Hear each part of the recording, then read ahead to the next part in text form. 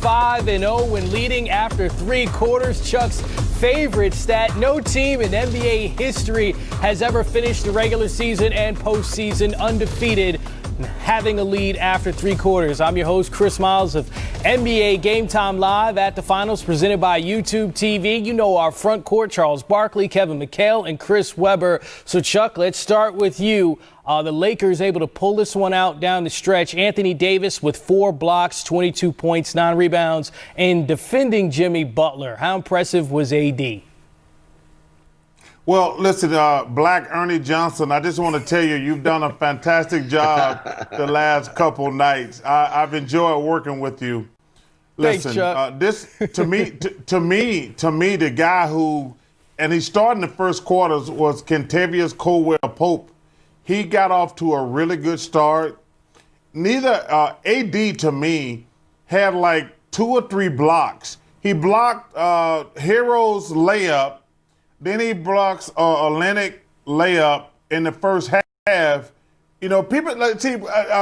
Chris, one thing that people never think about, and Kevin and Chris know this, there's plays that happen in the first quarter and the first half that if something happened in the second half, people never talk about it. But Hero was going to the basket against AD one-on-one, and AD intimidated him. And then Olenek had a layup. Those were the really big plays. But I thought that, hey, listen, AD was great. LeBron was really good and great.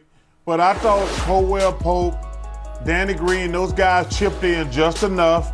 Listen, let's be honest here. This series, everybody who had any common sense about basketball knew it. Unless Jimmy Butler went crazy again, and he didn't go crazy again, and that's the only reason. So now we got to work one more day because we're going to win another championship. You know, Chuck, you pointed out KCP. Here's another crazy stat about him. The Lakers, 12-1 this postseason. This quarter, just 3-3 when he doesn't get 10 or more. So, Chris, when you hear that stat and you think about whether you want to call it, as Chuck says, just another guy, or are these role players when you get to this point of the postseason? Well, I agree with Chuck. I mean, Caldwell-Pope was the key to this game, in my opinion. He kept them in early, which means LeBron didn't try to have to force it early. He hit threes, and that late layup at the end of the game, I think that's the one right there when he gets inside and he lays it up. You need veterans like that to make plays. Yeah, Rondo came and did his thing. Caruso did his thing, but it was Caldwell-Pope, to me, that did his thing, and then AD defensively, because you really think about it, no one on the Lakers team could check Butler. I mean, he big boyed Dwight Howard early in the game, got a layup. Big boyed Morris and got a layup early. And so AD on the defensive end, even just going under the screens and trying to force Butler to shoot it, I thought was a great adjustment as well. I mean, that's a great point, C. Webb, because Jimmy Butler 5 for 5 in the first quarter. AD takes on that assignment, and then Jimmy was 0 for 3 in the next 2 quarters with just 4 points. So, Kevin, just thinking about that as a big trying to get out on the perimeter and guard someone like Jimmy Butler, who's coming off of a 40-point game, I mean, that was just incredible by Anthony Davis. Yeah, AD did a great job. He did what big guys should do. When you got spaced out on a guard, especially because Jimmy doesn't want to shoot the three, he's going to shoot it off the dribble. You got to get him to get the ball on the floor. After he gets the ball on the floor, you can use your length to go up and contest because he's got to gather the ball and shoot. And AD does a great job of staying in front of people, moving his feet, and his length really comes into play late when he gets that hand up. So he did a great job on Jimmy Butler. But one thing I'll tell you, I thought Miami played hard. They played really good defense. LeBron got it going there for a while, downhill, making plays, made a couple big threes. But when you watch Miami play, they don't have a guy you can give it to, say, here, this is the ball, you're at your spot, and now go get us a hoop. And the defense knows that's his spot. They have to double team him there. They don't have that. They have so much movement. You know, they sometimes have to have 5 and 6 different actions to get a decent shot in one possession. And I think all good championship teams have that guy that you can give the ball to at his spot on the floor, whether it was Michael Jordan in the elbow or the mid post, or Kareem on the right box, or Chuck back on the Chuck liked on the left box, so you pass out of there. Everybody had players they could go to. Miami doesn't have that. They've got to generate offense with so much motion, so many things going on in their offense. It's hard to generate good shots against really good playoff defense, especially after they played you, 3 or 4 games in a row. They catch a rhythm on your offense. So I thought Miami played really hard. They just don't have that guy. And it's normally Jimmy Butler, but Jimmy Butler can't do that against AD. Well, clearly Anthony Davis had a really good game. Chris, I want to say something to you because Kevin made a great point. And I've said this the last couple years. I think that one thing that's really hurting the NBA, we got these guys who are great, not even good. I mean, great three-point shooters. But they don't, for some reason, along the way, they forgot how to dribble the basketball. And that makes those guys really easy to guard. Like, I'm trying to figure out, first of all, especially if we don't leave you.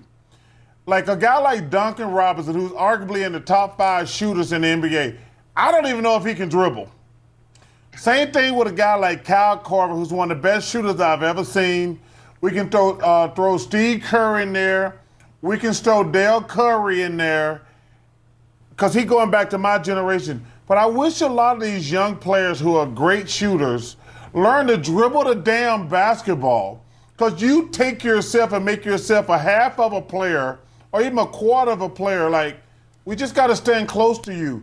You're not good enough to beat us off the dribble. I challenge guys like Duncan Robinson, Tyler Hero to a certain degree, like Kyle Korver. I mean, he's obviously a terrific, but he's at the end of his career. Man, don't become just a stand-in 3 shooter. First of all, that's your talent, that's your skill, but learn how to dribble the damn basketball so you can help your team. And so they just put one guy say, I'm just going to stand next to this guy, because that takes you out the game. See, Webb, let me just finish up one thing, Chris, on that. Okay, Kevin. Chuck, I agree with Chuck 100%. You'll have guys defending him, Chuck, on the perimeter. They'll be behind him. They'll have a handoff, and then the guy doesn't dribble it. They just let the guy get back in front of him. Well, I mean, if a guy's standing behind me at the 3-point line, I'm just going to just take it downhill. And they don't do it. They wait because there's just no ability. And another thing, I don't want to harp on today's players. I love the game. Drive and kick. I mean, look, I'm looking at 2 great big man passers in Chuck and Chris. I mean, but everybody in my era, you had to put the damn ball on the floor, put it on once or twice, and if a guy came, you threw it to the guy we came from. It wasn't that difficult. But you don't see guards, Chris, making plays. They just have guys trailing them at the 3-point line and stopping. Well, that's a great point, Kevin, and looking at the other end of the floor in the sense that Anthony Davis had 4 assists. Yeah, that doesn't jump off the page, but that's a big creating shots for others. And see, Webb, when I look at LeBron, we've gotten this far without talking about his game. 28 points, 12 rebounds, 8 assists. He had those 5 turnovers in the first half, just 1 in the second half. See, Webb, I know he's a perimeter player, but he's played in this series a lot on the interior, creating for others. What was the difference between LeBron in the first half and then in the second half, particularly how he took care of the ball? Well, I think the difference was it was the way the Lakers were playing. When the Lakers get out in transition, it's a whole different game. And so he got easy layups in transition. He got to the bucket and he got to play downhill. The Lakers aren't great in half-court sets necessarily, especially late in the game. But when they're in the passing lanes, when they're getting steals, when they're getting deflections and rebounds, they're getting it out to the big fella, and he's finishing it. So the first half, it was more of a half-court game. And the second half, he got to play a little bit downhill and got out on some fast breaks. And you can't stop Brown when he gets on the break. Another guy that really stood out in the game in the sense of making plays, like Chuck, you said there are plays that are made that we don't, recognize because they happened earlier in the game. I think Knicks, it was 39-33, and he made a key pass inside. Then hit a big 3. How big of a pivotal moment was that, considering the Lakers' offense was sputtering a bit, and it was Markieff Morris making some big plays? Well, see, I think that, Shaq, number one, who I love to death, he always talk about the others. The others have to just don't screw up. Listen, when I'm playing against C. Webb or Kevin McHale, so I got McHale, Bird, and Parrish, who's the greatest front line ever. Listen, Dennis Johnson, who was amazing. But Danny Ainge just don't have to screw up. I love Danny Ainge. He's probably gonna kill me at home tonight. He just don't have to screw up. Kyle Korver, Kentavious Caldwell-Pope, and Danny Green, they just don't have to screw up because AD and LeBron gonna do their thing. So when you play with great players, you don't have to do anything spectacular. You just have to, like, you know what? I just don't have to screw up.